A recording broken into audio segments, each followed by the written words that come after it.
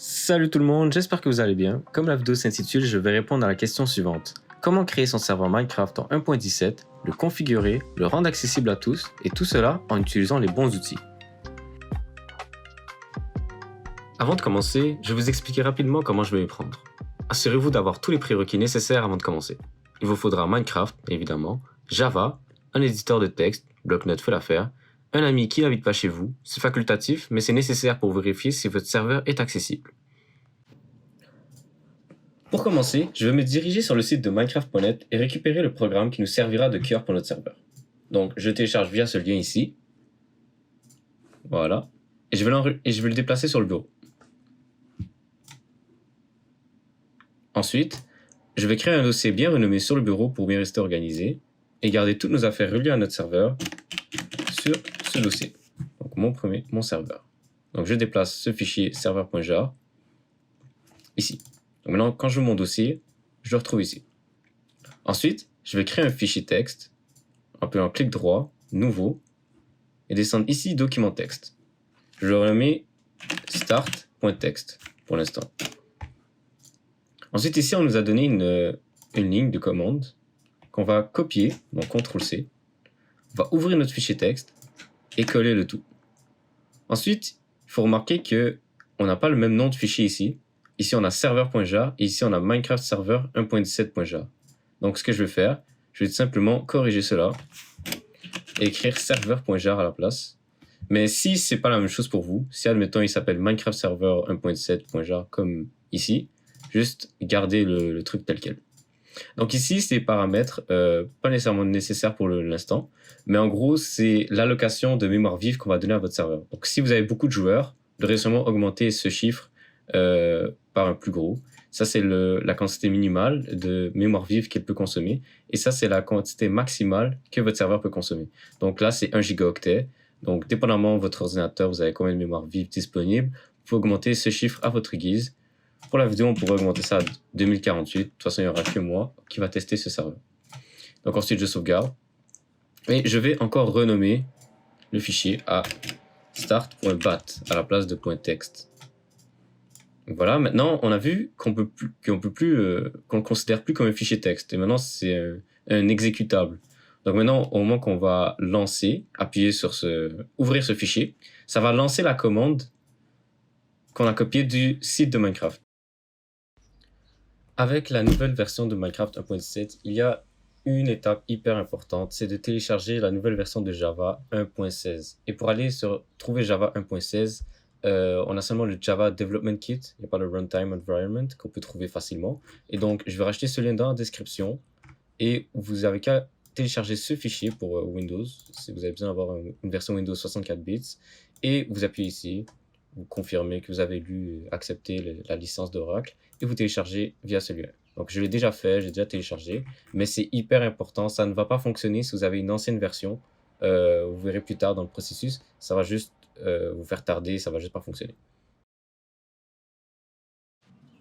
Et donc maintenant, revenons à ça. Je vais appuyer sur notre fichier qu'on a appuyé, l'exécutable, et ça va lancer notre serveur pour la première fois. Et donc on va voir ce qui se passe. Il y a des codes d'erreur, etc. Prêtez pas attention. Et ensuite, ça va se refermer. Mais on voit qu'il y a des nouveaux fichiers qui ont été créés. On a le fichier ELA, server.properties, et un dossier logs. Donc, c'est quoi l'étape importante à faire maintenant? C'est d'appuyer sur le fichier ELA et de le modifier. Donc, on va l'ouvrir. C'est un fichier texte. Et ici, tout simplement, le ELA, c'est quoi? C'est une espèce d'accord et agreement qu'on doit accepter avec Mojang. Et tout ce qu'on fait, c'est qu'on remplace le false par true, comme ça. Et on sauvegarde, CTRL-S, on revient et on réouvre notre exécutable qui va relancer le serveur une autre fois.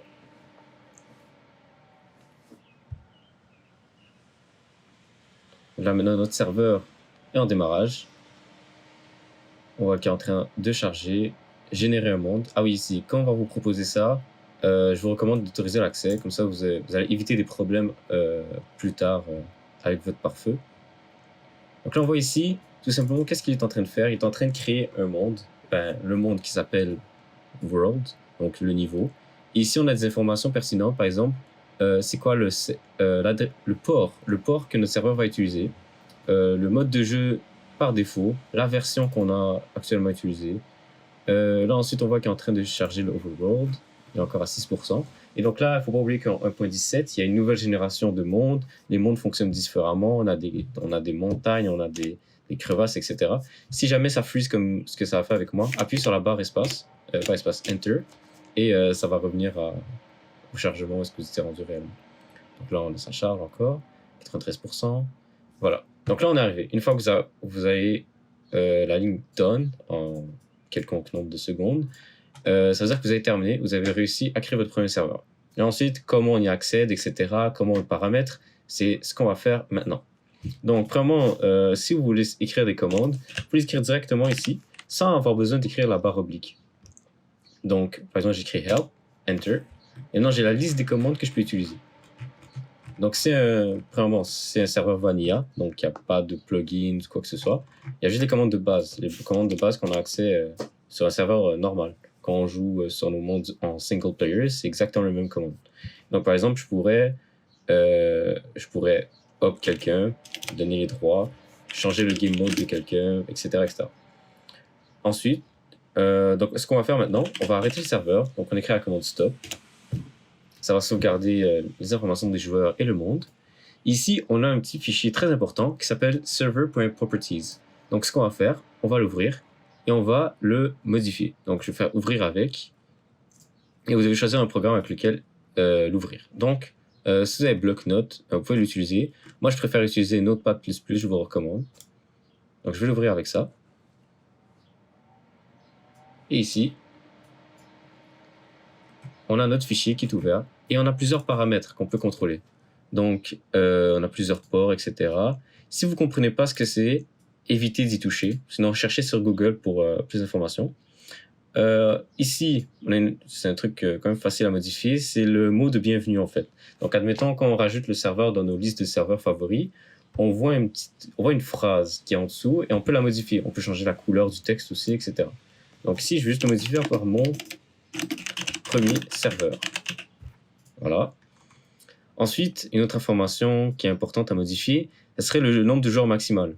Donc, max player, c'est le nombre de slots que votre serveur a.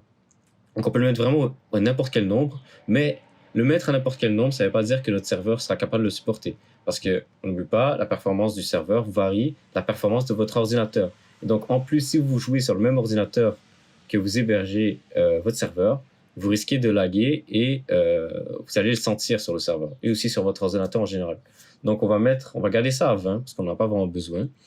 Et donc, les autres trucs qu'on a besoin de modifier, on n'a pas vraiment besoin de modifier autre chose, à part le port du serveur si jamais vous avez plusieurs serveurs sur le même réseau et que vous voulez, par exemple, faire 3 serveurs, un serveur créatif, un serveur survie, un serveur d'event, etc. Mais ça, c'est un niveau plus avancé.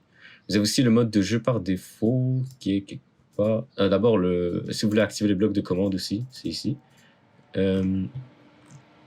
Et donc, vous pouvez lire le truc si vous voulez par vous-même, activer le PVP, spawn les animaux, les NPC, la difficulté ici, très intéressant. Ça n'a pas besoin d'y toucher non plus.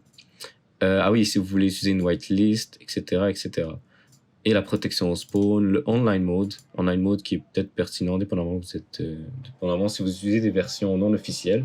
Donc, admettons, si vous voulez accepter les versions non officielles de Minecraft, alias des versions crack, vous pouvez changer ça par false. Mais dans le tutoriel, de toute façon, on va utiliser une version officielle. Et donc, je sauvegarde ça. J'ai changé le mot de bienvenue qui s'appelle mon premier serveur. Donc, je peux fermer ça et relancer mon serveur.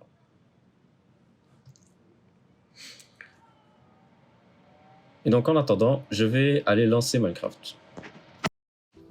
Donc voilà, j'ai démarré mon jeu Minecraft. Ici, notre serveur est démarré, il est prêt. Et il faut se rappeler que c'est juste la première fois que ça prend du temps. Vous avez vu, tantôt, ça m'a pris 55 secondes de démarrer le serveur. Cette fois-ci, ça a juste pris 11 secondes.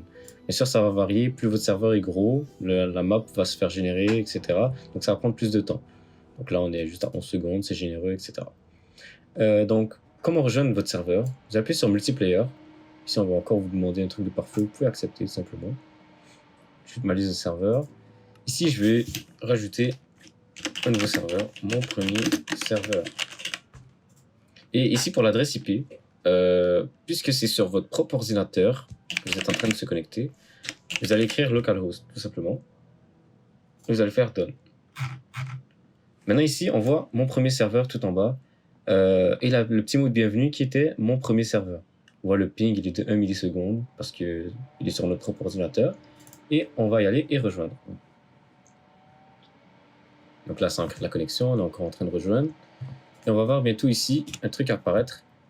On voit que je me suis connecté et que mon adresse IP, c'est 127.0.0.1. Donc tout simplement 127.0.0.1, ça veut dire localhost, c'est la même chose. Ça veut dire que la personne qui vient de rejoindre habite et en fait dans le même réseau. Et genre, c'est nous-mêmes. Et donc, on voit ici que on voit mon username, KingZadamo, qui a rejoint avec un UUID, etc., etc. Donc, on voit la position à laquelle je suis, etc. Donc voilà, je vais me promener un peu dans le monde, briser des blocs. Comme vous voyez que je lag un peu. Et voilà, notre serveur fonctionne. Je suis capable de briser des blocs, je suis capable de me promener. Mais si j'essaie de faire des commandes, par exemple save all, je ne peux pas parce que je ne suis pas un administrateur. Donc, comment devenir un administrateur? C'est tout simplement la commande hop. Et là ensuite, vous écrivez le nom du joueur. Et voilà, maintenant j'ai une notification. Je suis maintenant un opérateur de serveur. Donc je peux changer mon mode de jeu, etc. Faire mes trucs d'admin, créer un lobby, etc. Construire, voler, comme ça. Donc là, tout fonctionne. Donc ça, c'était la partie comment on rejoint de notre propre ordinateur. Maintenant, on va voir comment les autres vont faire pour nous rejoindre. Donc maintenant, on va voir comment on fait en sorte que nos amis puissent nous rejoindre. Et donc, on va pas leur donner la même adresse, on va pas leur dire d'écrire localhost parce que c'est pas comme ça que ça fonctionne. Donc, premièrement, ce que vous allez faire, c'est que vous allez chercher sur Google tout simplement mon IP. Vous allez ouvrir le premier site qui vous propose de voir votre IP. Et ce que ça va faire, ça va vous donner une suite de chiffres. Et ce que ça représente, c'est votre adresse IP publique. Et donc, c'est l'adresse IP que tout le monde voit et que à chaque fois que vous allez sur un site, les gens, le propriétaire du site a accès à cette adresse. Et donc, cette adresse IP, c'est quelque chose que vous ne voudrez pas nécessairement partager à tout le monde parce que ça vous donne des risques de de recevoir des attaques DDoS. Et donc, partagez votre adresse IP seulement avec les gens à qui vous faites confiance. Donc, pour la vidéo, je ne vais juste pas appuyer sur ce lien, je ne vais pas vous montrer mon adresse IP, mais j'ai un autre ordinateur à côté de moi qui est connecté à un autre réseau et avec lequel je vais me connecter au serveur. Donc là, je suis connecté et j'ai donné mon adresse IP à mon ami qui est le testeur. Et vous allez voir, je vais me connecter au serveur tout de suite. Voilà, maintenant, on a un nouveau joueur qui s'appelle Tester1 qui vient de se connecter. On a accès à son adresse IP, qui est 198.8, etc. Et où est-ce qu'on peut le trouver dans le monde? On peut le trouver quelque part, peut-être caché dans les buissons, ici, voilà. Et donc maintenant, on peut interagir, on peut se battre si on veut, etc. etc. Donc, vous avez réussi maintenant à rejoindre quelqu'un, créer un serveur, faire rejoindre vos amis, rejoindre vous-même votre serveur, et c'est ça. On est maintenant arrivé dans la partie résolution de problèmes. Donc, si vous avez des problèmes, je vais d'abord vous expliquer comment ça fonctionne, tout ce qu'on vient de faire. Donc, premièrement, on a notre cerveau de l'opération. C'est là où est-ce que c'est notre ordinateur en fait qui gère le serveur, le fichier jar, et aussi on a une invite de commande qui nous permet de rentrer des commandes. Et c'est ce qui nous permet, c'est là où est-ce que les gens vont se connecter avec notre adresse IP, etc. Donc, on a nos amis ici. Ensuite, par contre, c'est pas si simple que ça parce que en réalité, il y avait beaucoup plus en arrière de tout ce que j'ai montré dans la vidéo. On a ce qu'on appelle un pare-feu. Et un pare-feu, ça gère justement les connexions entrantes et sortantes.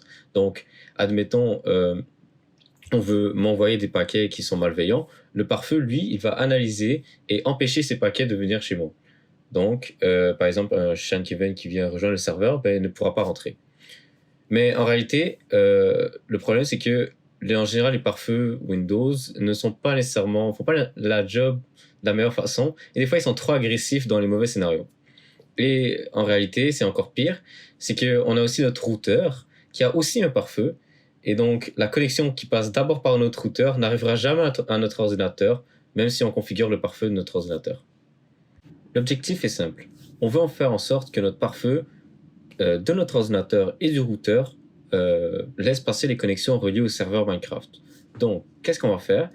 Premièrement, dans notre routeur, on va donner une carte blanche à notre ordinateur à toutes les connexions qui sont liés au port de notre serveur. Donc, vous vous rappelez du port 255.65? Ça, c'était le port par lequel toutes les connexions passent via notre routeur. Et donc, ce qu'on doit faire en fait, c'est d'autoriser toutes les connexions qui sont liées au port 255.65 et de les envoyer vers notre ordinateur où le serveur est hébergé.